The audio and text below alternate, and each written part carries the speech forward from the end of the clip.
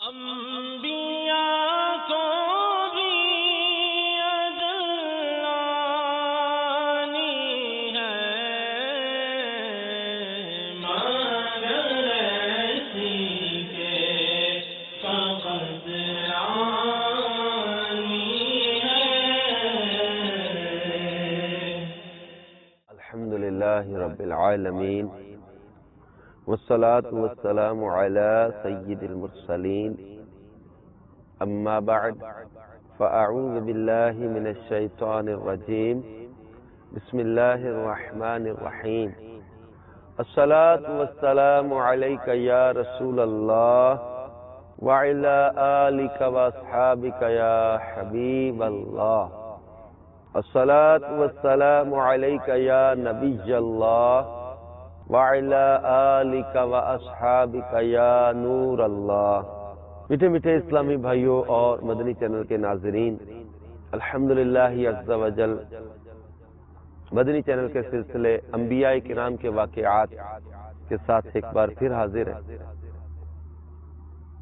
ہمارے میٹھے میٹھے آقا مدینے والے مصطفیٰ صلی اللہ تعالی علیہ وآلہ وسلم کا فرمان علی شان ہے، بروز قیامت تم میں سے میرے زیادہ قریب وہ ہوگا جس نے مجھ پر زیادہ درود پڑے ہوں گے۔ صلو علی الحبیب صلی اللہ تعالی علی محمد وعلی آلہ وصحبہ وبارک وسلم۔ میٹھے میٹھے اسلامی بھائیو، آج تو امام الانبیاء سید الانبیاء صلی اللہ تعالی علیہ وسلم کے اعلان نبوت سے پہلے کے کچھ واقعات کو یہاں پر ہم بیان کرنے کی سعادت حاصل کریں گے۔ نبی پاک صاحب الاولاق صلی اللہ تعالی علیہ وآلہ وسلم کی جب عمر شریف تقریباً 25 سال کی ہوئی تو اس وقت آپ کی امانت اور صداقت کا چرچا دور دور تک پہنچ چکا تھا۔ مکہ المکرمہ کی ایک بہت ہی مالدار خاتون جن کے شوہر کا انتقال ہو چکا تھا، ان کو ضرورت تھی کہ کوئی امانت دار آدمی مل جائے تو اس کے ساتھ اپنی تجارت کا مال و سامان ملک شام بھیجیں۔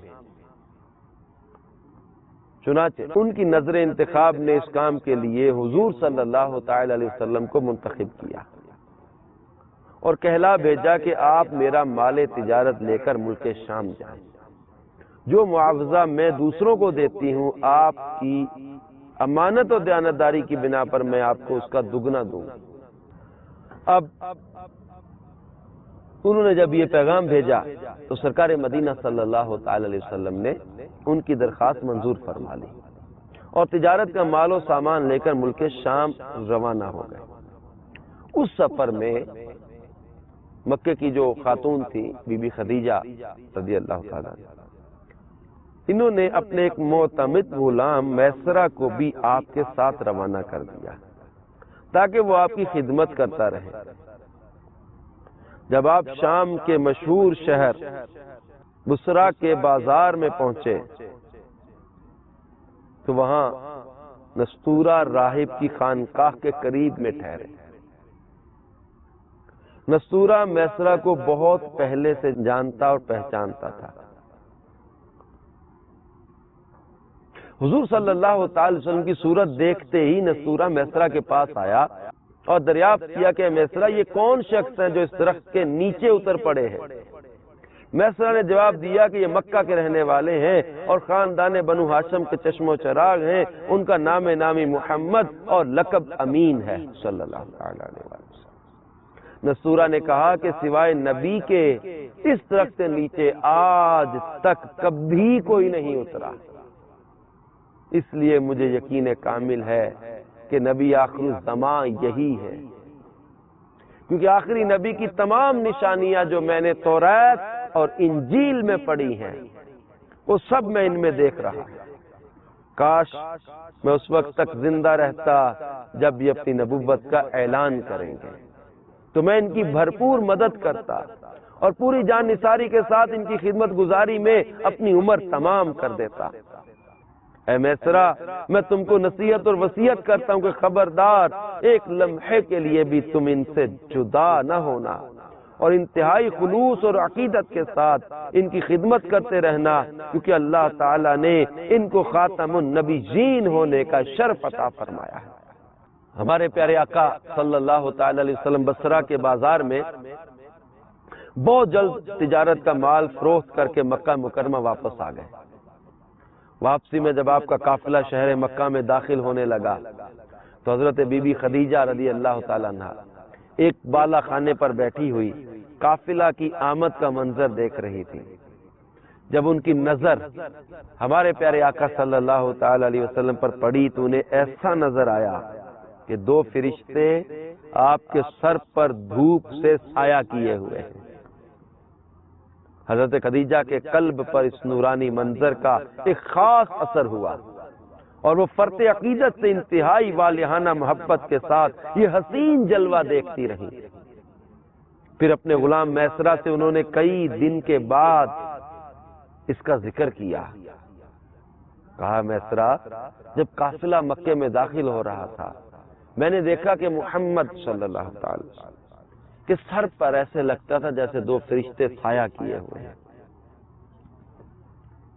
میسرہ نے بتایا کہ میں تو پورے سفر میں یہی منظر دیکھتا رہا ہوں اور اس کے علاوہ بھی میں نے بہت سی عجیب و غریب باتیں دیکھی ہیں.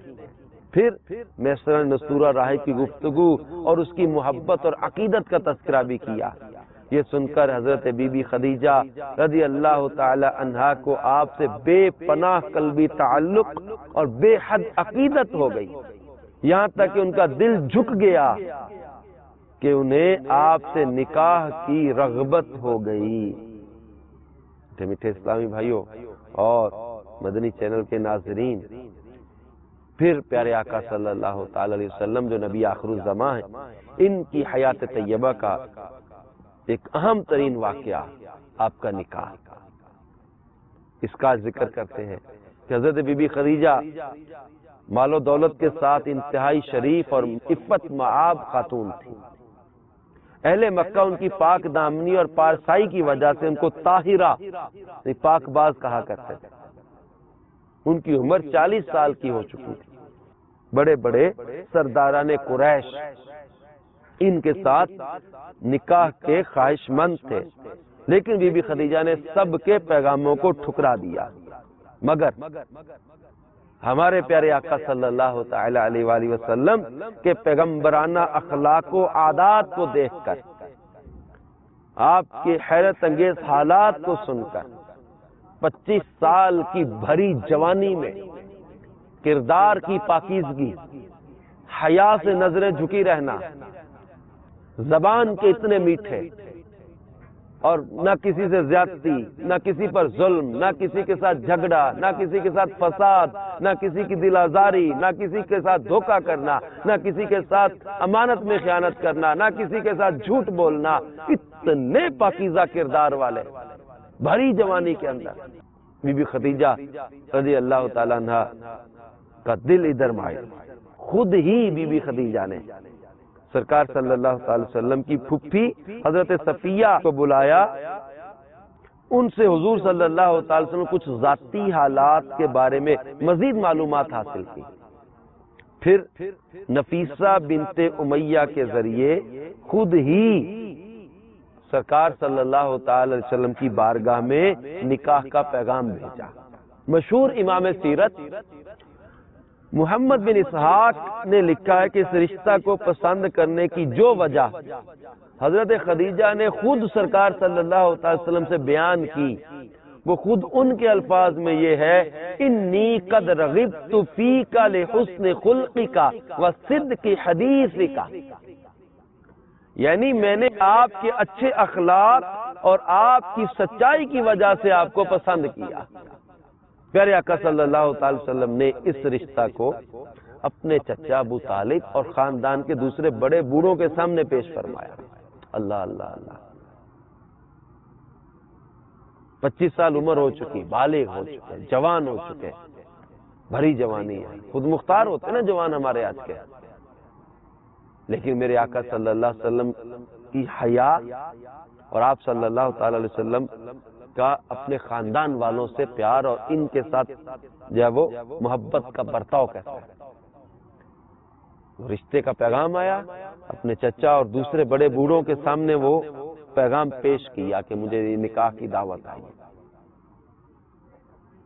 اب جس خاتون کی پورے مکے میں پاکیزگی، جس کو طاہرہ کہا جائے، اور مکے کے بڑے بڑے سردار جن سے نکاح کرنے کے خواہش مند ہو، اب جب آپ کے خاندان میں اس بات کا ذکر آیا کہ خدیجہ جو ہے وہ سرکار صلی اللہ علیہ وسلم سے نکاح کرنا چاہتی ہے، تو بھلا حضرت خدیجہ جیسی پاک دامن، شریف، عقل مند اور مالدار عورت سے شادی کرنے کو کون نہ کہتا۔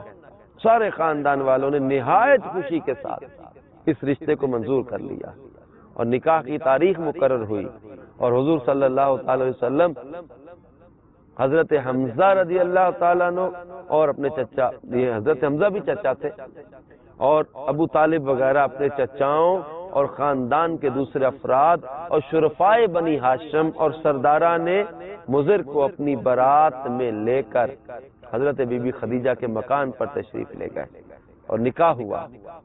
اس نکاح کے وقت ابو طالب نے نہایت ہی فصیح و بلیغ خطبہ پڑھا۔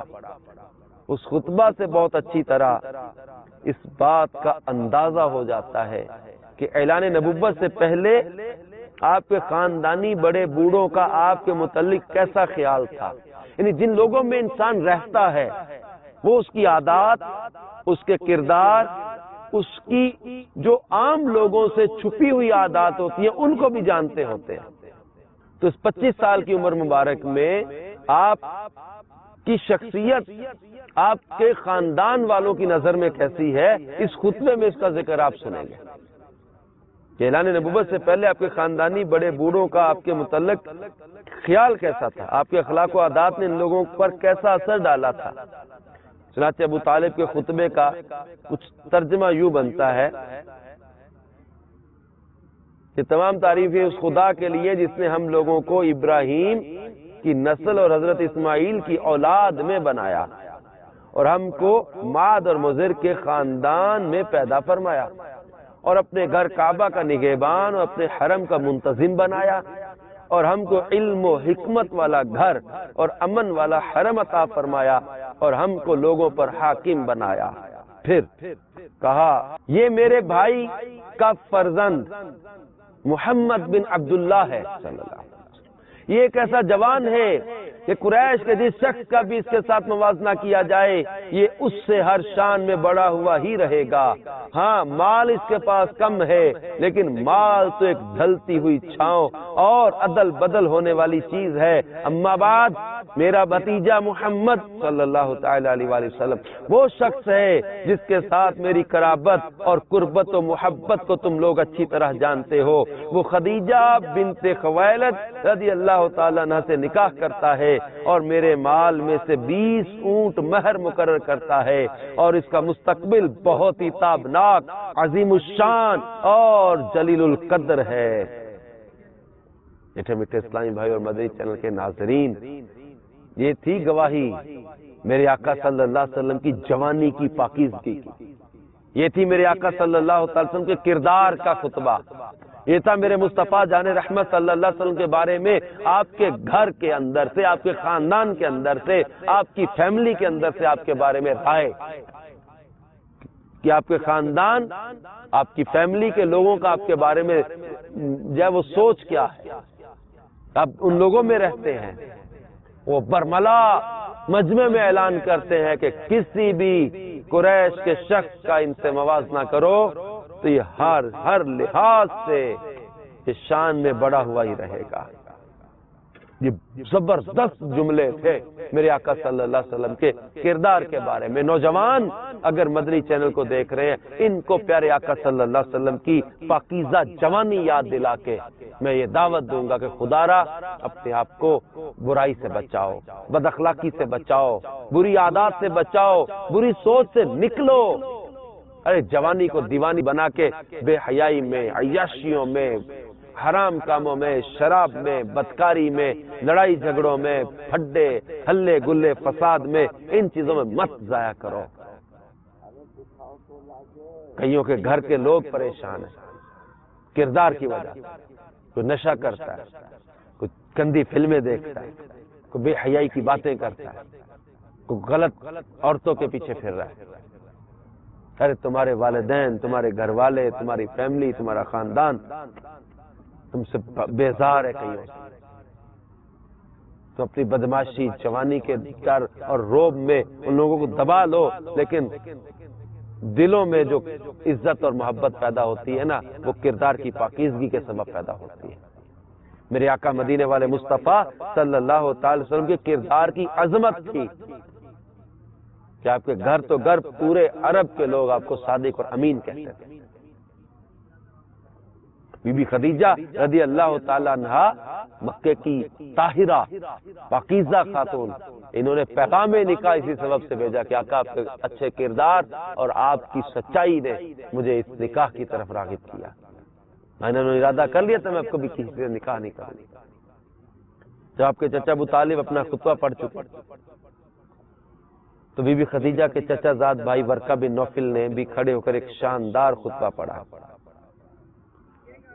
جس کا مضمون کچھ اس طرح ہے کہ خدا ہی کے لیے حمد ہے جس نے ہم کو ایسا ہی بنایا جیسا کہ ابو طالب آپ نے ذکر کیا، اور ہمیں وہ تمام فضیلتیں عطا فرمائی ہیں جن کو آپ نے شمار کیا۔ بلا شبہ ہم لوگ عرب کے پیشوا اور سردار ہیں، اور آپ لوگ بھی تمام فضائل کے اہل ہیں۔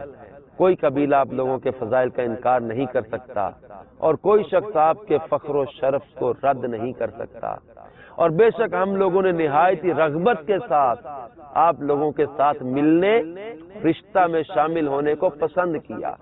لہذا قریش تم گواہ رہو کہ خدیجہ بنت خویلد کو میں نے محمد بن عبداللہ صلی اللہ علیہ وسلم رضی اللہ تعالی کی زوجیت میں دیا 400 مسکال مہر کے بدلے۔ غرض کے ہمارے پیارے آقا صلی اللہ تعالی وسلم کے ساتھ بی بی خدیجہ الکبریٰ رضی اللہ تعالی عنہا کا نکاح ہو گیا، اور حضور محبوب خدا صلی اللہ علیہ وسلم کا خانہ معیشت ازدواجی زندگی کے ساتھ آباد ہو گیا۔ حضرت بی بی خدیجہ رضی اللہ تعالیٰ عنہ تقریباً 25 سال تک ہمارے پیارے آقا صلی اللہ علیہ وسلم کی خدمت میں رہیں، اور ان کی زندگی میں سرکار مدینہ صلی اللہ تعالی وسلم نے کوئی دوسرا نکاح نہیں فرمایا، اور حضور صلی اللہ تعالی علیہ وسلم کے ایک فرزند حضرت ابراہیم کے سوا باقی آپ کی تمام اولاد بی بی خدیجہ الکبریٰ رضی اللہ تعالی عنہا ہی کے بطن سے پیدا ہوئی، اور بی بی خدیجہ رضی اللہ تعالی عنہا نے اپنی ساری دولت سرکار صلی اللہ علیہ وسلم کے قدموں پر قربان کر دی، اور اپنی تمام عمر حضور صلی اللہ علیہ وسلم کی غم گساری اور خدمت میں نثار کر دی۔ تو میٹھے میٹھے اسلامی بھائیوں اور مدنی چینل کے ناظرین، یہ تھا میرے پیارے آقا مدینے والے مصطفیٰ صلی اللہ تعالی وسلم کا بابرکت نکاح۔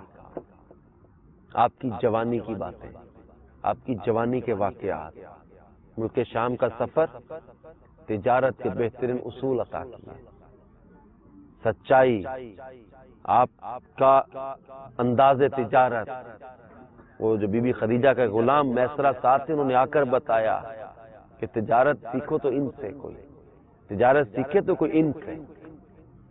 اس قدر تجارت کے اندر آپ نے سچائی، آپ نے دھوکے سے بچنا، آپ نے جو ہے وہ لوگوں کے ساتھ وعدہ خلافی سے بچنے کا اس قدر پیارا درس دیا، لوگ گرویدہ ہو جاتے تھے آپ کے۔ اور آج کہتے جی تجارت میں ترقی کیسے ملے؟ اس کو سننے کے بعد بھی، اور پیارے آقا صلی اللہ تعالی علیہ وسلم کے سفر شام کو، یعنی ملک شام کا جو تجارت کا سفر ہے، اس کو پڑھنے کے بعد، ان واقعات کو سننے کے بعد، کیا ہم اب بھی تجارت میں ترقی کے راز کو نہیں پا سکیں گے؟ کہ تجارت میں ترقی چاہتے ہیں تو دھوکے ختم کر دیں، یعنی جو چیزیں بے برکتی کا ذریعہ بنتی ہیں ان چیزوں کو ختم کرتے جائیں گے، برکت ہوتی جائے گی۔ جو چیزیں ترقی میں رکاوٹ ہیں ان چیزوں کو ختم کرتے جائیں گے، ترقی ہوتی چلی جائے گی۔ دھوکہ ختم کر دیں، جھوٹ ختم کر دیں، ملاوٹ ختم کر دیں، ہیرا پھیری ختم کر دیں، وعدہ خلافی ختم کر دیں، لوگوں کو دھوکہ دینا ختم کر دیں، بددیانتی ختم کر دیں، سود کو ختم کر دیں۔ سود تو اللہ کے ساتھ جنگ ہے، جنگ، اللہ سے جنگ کر کے اب تجارت میں ترقی کیسے کر لو گے؟ پیارے آقا صلی اللہ علیہ وسلم دھوکے سے نفرت کریں، جھوٹ سے نفرت کریں، جو چیزیں اللہ رسول کو ناپسند ہیں اب ان کو اختیار کر کے کوئی تجارت کرے تو ترقی کیسے ملے گی؟ برکت اللہ نے عطا کرنی ہے. اللہ تعالیٰ کی نافرمانی کے کام کر کے، اللہ رسول کے احکام کی مخالفت کر کے ترقی نہیں ملے گی، برکت نہیں ملے گی.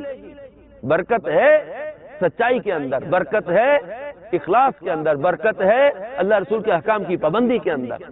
میرے آقا صلی اللہ تعالی وسلم نے تجارت اختیار کی، تجارت اختیار کرو.